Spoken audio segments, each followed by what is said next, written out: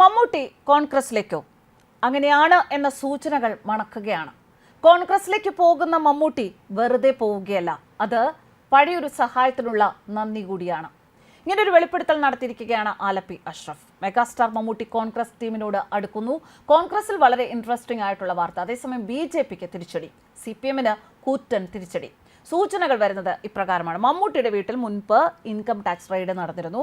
മമ്മൂട്ടിയുടെ സ്ഥാനമാനങ്ങൾ നമുക്കറിയാം. പിണറായിയുടെ വളരെ അടുത്ത സുഹൃത്തായിട്ട് നിൽക്കുന്ന ആളാണ്. കൈരളിയുടെ ചെയർമാനാണ്. പാർട്ടിയുടെ പ്രധാനപ്പെട്ട ഏറ്റവും വലിയ ഫിനാൻഷ്യൽ സോഴ്സാണ്. കൈരളി ചാനലിന്റെ ധനകാര്യ ഉറവിടമാണ്. ഈ പദവികളിലൊക്കെ നിൽക്കുമ്പോഴാണ് മമ്മൂട്ടിയുടെ വീട്ടിൽ റെയ്ഡ് നടക്കുന്നത്. ആ റെയ്ഡ് ഒഴിവാക്കി ഉദ്യോഗസ്ഥരെ തിരിച്ചു വിളിച്ചത് സോണിയാഗാന്ധിയുടെ ഇടപെടൽ ആയിരുന്നു എന്നുള്ള വെളിപ്പെടുത്തൽ വരികയാണ്.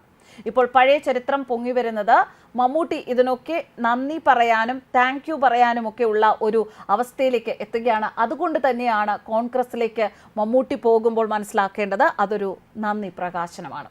വെളിപ്പെടുത്തൽ മറ്റാരുടേതുമല്ല, മമ്മൂട്ടി ഉൾപ്പെടെയുള്ള സിനിമാ പ്രമുഖരുടെ മനസാക്ഷി സൂക്ഷിപ്പുകാരൻ കൂടിയായ ആലപ്പി അഷ്റഫിൻ്റെതാണ്. മമ്മൂട്ടിയുടെ മോഹൻലാലിന്റെ വീടുകളിൽ ഇൻകം ടാക്സ് റെയ്ഡ് നടന്നതും ആ ഉദ്യോഗസ്ഥർ മിനിറ്റ് വെച്ച് അവിടെ നിന്ന് വന്ന വഴി ഓടി സ്ഥലം വിട്ടതും ഇപ്പോൾ പുറത്തു വരുന്നു.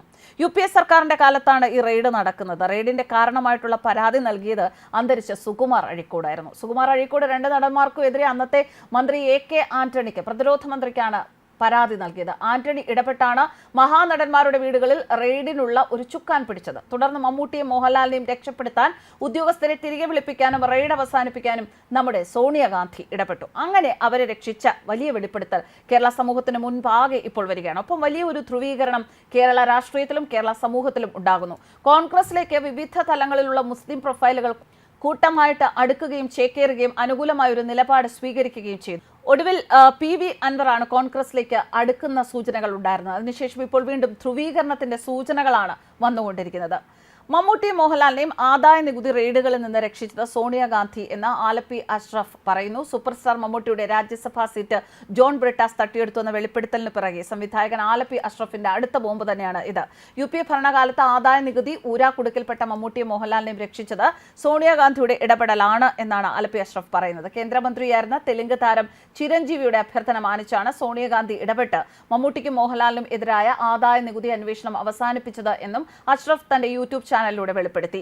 എഴുത്തുകാരൻ സുകുമാർ അഴീക്കോട് അന്നത്തെ പ്രതിരോധ മന്ത്രി AK ആന്റണിക്ക് അയച്ച കത്തിൽ മമ്മൂട്ടിക്കും മോഹൻലാലിനുമെതിരെ നികുതി വെട്ടിപ്പ് ആരോപണം ഉന്നയിച്ചിരുന്നു. ആന്റണി പരാതിക്കത്ത് ധനമന്ത്രിക്ക് കൈമാറിയതിനെ തുടർന്നാണ് ആദായ നികുതി റെയ്ഡുകൾ ആരംഭിച്ചത്. റെയ്ഡുകളിൽ മമ്മൂട്ടിയും മോഹൻലാലും ഊരാക്കുടുക്കിൽപ്പെട്ടു എന്നും അഷ്റഫ് വെളിപ്പെടുത്തി. നടൻ മോഹൻലാൽ ഇക്കാലയളവിനിടെ ഒന്നിലേറെ വിവാദങ്ങളിൽ അകപ്പെട്ടിട്ടുണ്ട്. അതെല്ലാം മറികടന്ന് മുന്നോട്ട് പോകാനും അദ്ദേഹത്തിന് സാധിച്ചു. മോഹൻലാലും അന്തരിച്ച എഴുത്തുകാരൻ സുകുമാർ അഴീക്കോടും തമ്മിലുള്ള വാദപ്രതിവാദങ്ങൾ ഒരു കാലത്ത് ഏറെ ചർച്ചയായതാണ്. മോഹൻലാൽ പ്രായത്തെ അംഗീകരിക്കാതെ ചെറുപ്പക്കാരികളായ നടിമാർക്കൊപ്പം അഭിനയിക്കുന്നതിനെതിരെ സുകുമാർ അഴീക്കോട് സംസാരിച്ചിട്ടുണ്ട്. തിലകന്റെ തൊഴിൽ നിഷേധവുമായി ബന്ധപ്പെട്ട് സുകുമാർ അഴീക്കോട് സംസാരിച്ചു. അതിനെതിരെ മോഹൻലാൽ പ്രതികരിച്ചു. ഈ വാദപ്രതിവാദങ്ങൾ സാഹചര്യം വഷളാക്കി എന്ന് ആലപ്പി അഷ്റഫ് പറയുന്നു. ചാനലുകൾക്ക് അന്ന് ചാകരയായിരുന്നു. മോഹൻലാലും ഹേമമാലിനി അഭിനയിച്ച പരസ്യത്തെ സുകുമാർ അഴീക്കോട് വിമർശിച്ചു. പിന്നാലെ മോഹൻലാൽ മറുപടി നൽകി. ആ പരസ്യം കണ്ട് ഏതെങ്കിലും ചെറുപ്പക്കാർ വഴിതെറ്റിയതായി അറിയില്ല. ഇതെന്റെ തൊഴിലാണ്. 40 പുസ്തകം എഴുതി എന്ന് വെച്ച് ലോകത്തിലെ ഏറ്റവും വലിയ ആളാവില്ല. ക്വാളിറ്റി ഓഫ് സോൾ ഉണ്ടാകണമെന്ന് മോഹൻലാൽ പറഞ്ഞു.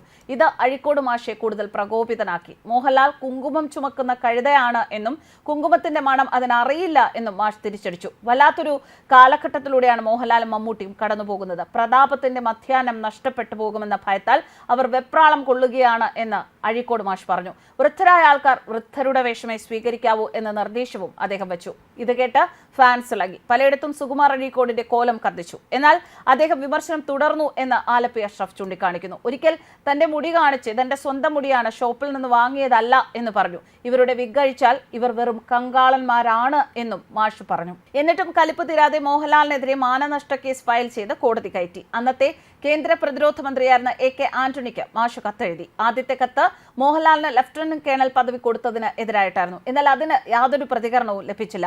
അടുത്ത കത്ത് കൂടുതൽ ശക്തമായിരുന്നു. അവരുടെ അനധികൃത സ്വത്ത് സമ്പാദനത്തെക്കുറിച്ചും ടാക്സ് വെട്ടിപ്പിനെക്കുറിച്ചുമാണ്. ബന്ധമുള്ള ഉന്നതർക്ക് താരങ്ങളെ സഹായിക്കാൻ പറ്റുന്ന സാഹചര്യമായിരുന്നില്ല. 2 താരങ്ങളും മാനസികമായി ഒരുപാട് ബുദ്ധിമുട്ടി. അതിനിടെയാണ് തെലുങ്ക് സൂപ്പർ സ്റ്റാർ ചിരഞ്ജീവിയുടെ കടന്നുവരവ്. അന്ന് ചിരഞ്ജീവി കേന്ദ്രമന്ത്രിയാണ്. ആശ്വസിപ്പിച്ച ചിരഞ്ജീവി അവർ പെട്ട കെണിയിൽ നിന്നും രക്ഷപ്പെടുത്താനുള്ള ശ്രമവും ആരംഭിച്ചു. സോണിയാഗാന്ധിയെ ചിരഞ്ജീവി വിവരങ്ങൾ അറിയിച്ചു. കാര്യങ്ങൾ ബോധ്യപ്പെട്ട സോണിയാഗാന്ധി നിമിഷ നേരം കൊണ്ട് ആ പ്രശ്നം പരിഹരിച്ചു കൊടുത്തുവെന്നും ആലപ്പി അഷ്റഫ് ചൂണ്ടിക്കാട്ടി. അങ്ങനെ ഒരു സഹായം സോണിയ ചെയ്തെങ്കിൽ തീർച്ചയായും മമ്മൂട്ടി പോകേണ്ടത് കോൺഗ്രസിലേക്ക് തന്നെയാണ്. News desk കർമ്മസ്.